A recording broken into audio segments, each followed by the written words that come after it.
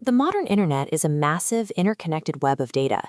Navigating it are automated crawlers, scanning millions of pages at blistering speeds to index information. Most of the time, this traversal is linear and predictable. A scraper moves sequentially through a directory, jumping from node A to node B to node C. But crawlers occasionally encounter a spider trap. This happens when a misconfigured directory points backward to an earlier part of the sequence, creating a closed, inescapable loop. Once caught, the scraper requests the same sequence of pages infinitely. On the server side, this results in a sudden, intense traffic spike that can pin CPU usage and cause hardware temperatures to rise. On a massive scale, a simple navigational error transforms a standard script into a process that relentlessly consumes the resources of the system it maps. A common way to prevent this is to give the scraper a memory.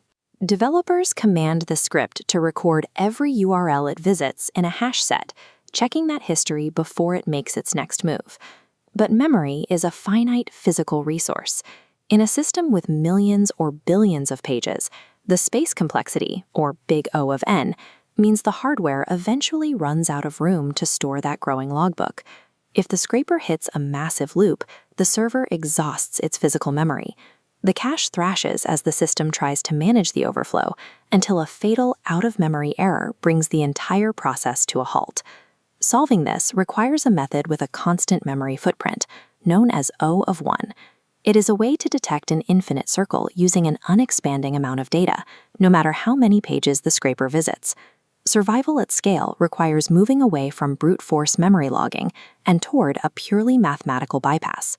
Floyd's cycle detection algorithm addresses this using almost no additional memory. Often called the tortoise and the hare, it deploys exactly two independent pointers into the data stream. One tracks the current value, while the other moves further ahead. The pointers operate at different speeds. The slow pointer advances one node per iteration, while the fast pointer advances exactly two. In a standard, non-cyclic path, the fast pointer eventually hits a null value at the end of the data stream, signaling that the scraper can safely stop. But if a loop exists, the algorithm relies on a specific mathematical certainty to catch the scraper before the hardware fails. Trapped inside a loop, the path becomes a circular track. The fast pointer chases the slow pointer. Because their relative velocity is constant, the gap reduces by exactly one space per step. It's mathematically impossible to jump over. They are guaranteed to collide. This collision triggers an immediate cycle detection alert. The scraper recognizes it is in a loop and aborts the request before exhausting the server. Manipulating relative velocity turns a potentially infinite data abyss into a finite, predictable equation. Floyd's algorithm treats data as a connected path, which allows it to solve logical problems in various fields of computer science. It can hunt down hidden duplicate numbers in massive databases by treating the indices as pointers, finding the repetition without needing to alter the original data.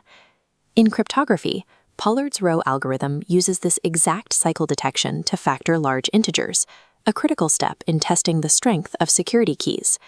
It is a universal structural tool that functions regardless of what the data represents, focusing only on how those points connect. In early IBM mainframe rooms, hardware was a literal physical limit. Engineers couldn't simply add more RAM to solve a looping error. They had to rely on the efficiency of the logic itself. This contrasts the naive fix of hoarding data in a memory bank with Floyd's lean, mathematical approach. Averting a system crash in this environment didn't require expensive hardware upgrades or gigabytes of memory. Instead, this elegant algorithmic solution operates with an almost zero footprint, seamlessly resolving a massive disaster with absolutely minimal resources. Engineering elegance reaches its most refined state when a potentially infinite problem is neutralized by the introduction of exactly two extra variables.